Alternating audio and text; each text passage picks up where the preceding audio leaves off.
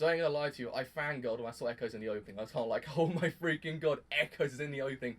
When he was standing behind Koichi, actually really standing in front of him, kind of like taking the shot completely, I was kind of like, oh my god, Echoes is in the opening. I was like, and then the way they used him in the opening was freaking great. I loved it. I was kind of like, wow, he actually incorporated Echoes really freaking damn well. That I actually kind of said to myself, it'd be a complete loss if he wasn't actually in the opening. So it was great how they added him in, but this episode, it was kind of terrifying, I must say. I mean, Hazamada's stand surface was really freaking terrifying, since it's basically a mannequin. Mannequin on its own is terrifying, because, I mean, when you get life-size mannequins, god freaking hell, those things are terrifying. Like, I just don't like the look of them. Like, straight away, I was kind of like, no. When as soon as Josuke opened up that locker and then saw that mannequin standing, I was kind of like, oh, no, I don't like that. Because mannequins always kind of just evoke fear. They always have, for me, evoked fear, because whenever you're playing a horror game, there's always a freaking mannequin somewhere in there, so they're just generally scary.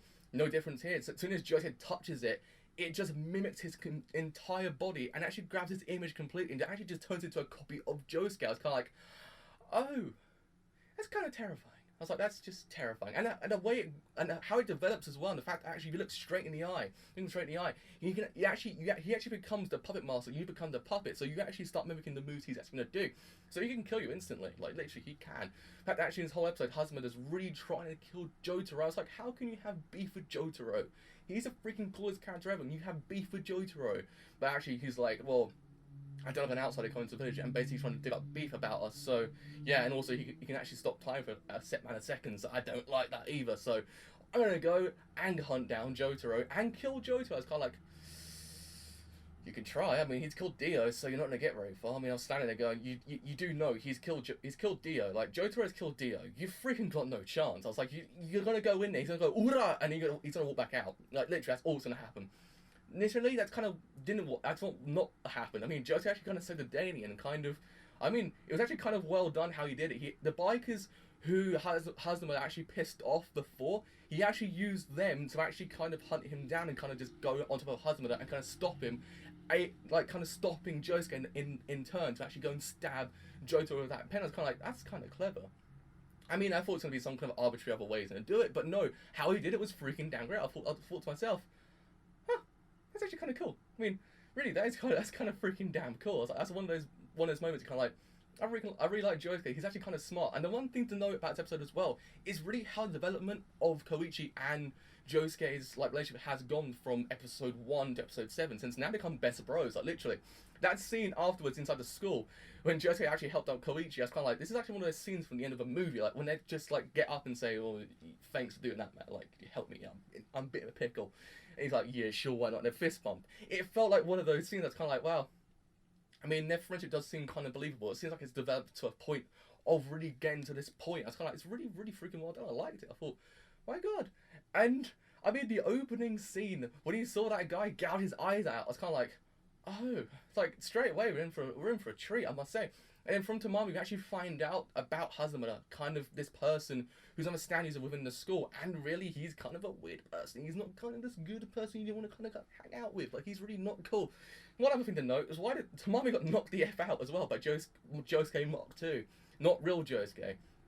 Like, he got knocked the F out completely. I was kind of like, well, Tamami can't catch a break either. Like, he got knocked the F out. Like, he became this new person, kind of working for a reputable company as well. It's kind of like an accountant kind of dude. That's kind of like, he's got up in the world. Like, he's gone from the point of last episode being this asshole which should go and get Ura in the face to, yeah, seems pretty cool. I like him. Got like the F out there. I was kind of like, okay. So after that scene when Josuke Mark II really knocked him out, I was kind of like, what actually happened to Tamami? What really did happen to him? We find out actually he's been admitted to hospital at the end. That's kind of like, okay. That onto my prayers. But there's one thing I always will go forward with JoJo Part 4 is the fact of the radio station. The radio station for me is this entity that always kind of like just show fear straight away. I already know when as soon as that radio station comes on, something bad's gonna happen. Something really, really fracking bad's gonna happen. Like someone's gonna die in a very violent way.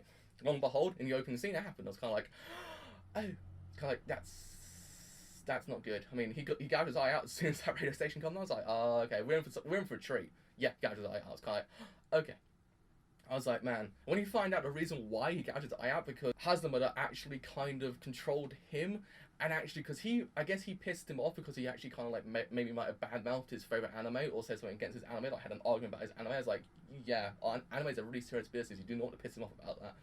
And he does, and I guess he kind of tries to kill him. I was kind of like, oh my freaking god, it's like, this guy means business. This guy is pretty freaking serious. But I mean, the whole entire time is really trying to get to Jotaro before Hazamada actually does to kill Jotaro, and then I guess Josuke actually really does. He gets there before. I mean, Koichi in this episode was freaking great as well. The fact that actually he really used his stand echoes to his best ability, and since he actually used it to actually kind of trick Hazamada thinking that actually he actually like stabbed Josuke in the eye, but no, actually he didn't. He was just tricking him, and actually he left at that point, and actually Josuke got up and was completely fine. Even at that scene where they're at like, the train tracks, and then husband's all like, "Oh Christ, the train tracks are coming! Like the train's coming in! Like we're screwed!" But no, what happened? Koichi had actually used his stand to actually kind of mimic the sound, so it would actually trick them. I was kind of like, that's actually kind of smart. I was like, I like Koichi. He's developed beyond the point of this character, which I thought at the beginning, it's like he might become cool one day. He's this kind of shy, timid person who's scared, but no, he's kind of a strong character. He's very smart.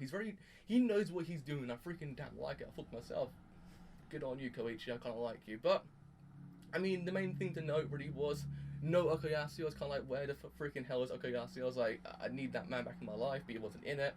And then Jotaro really, I guess Jotaro in a way really not doing too much, but again, at least he was in the episode as well. I mean, that was the main thing. He didn't do his yada yada daze, which kind of was like, oh, but he was in the episode. That was kind of the main thing I liked about it. But overall, what can I say?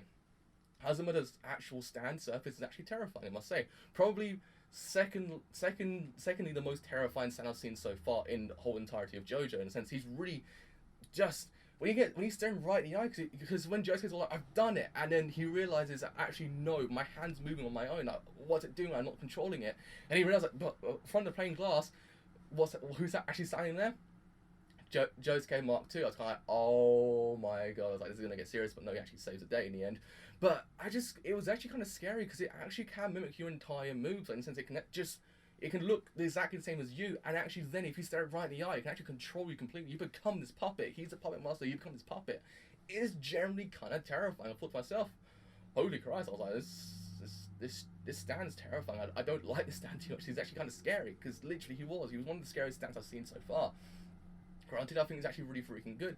I didn't like Husband's character a bit too much, because he's kind of like this person who's got severe jealousy towards popular people, and kind of like taking his rage out on Josuke Mark II, like saying, oh, how come all these girls are talking to you? I don't like this whole idea. So he's kind of this person who gets jealousy quite quickly, even to his own stand. But going forward, I'm guessing next episode is going to focus on a girl that we meet briefly in this episode as well, because we meet a girl briefly who's staring at Josuke, kind of saying, oh, he looks pretty hot. So I guess the next episode is going to be the focal point of the episode. Is going to be her. So hopefully it actually kind of turns out to be good, because so far this anime has been so freaking great. So every single damn week, this anime just gets better and better as the weeks go on, and I just love it so much to bits. So yeah, with all that said, I've been the driver. If you leave a like, do leave a like. It does make quite a bit. Leave a sub. Do leave a sub. It's quite a bit to buds. With all that said, I have been the driver, and I will see you later. Bye for now.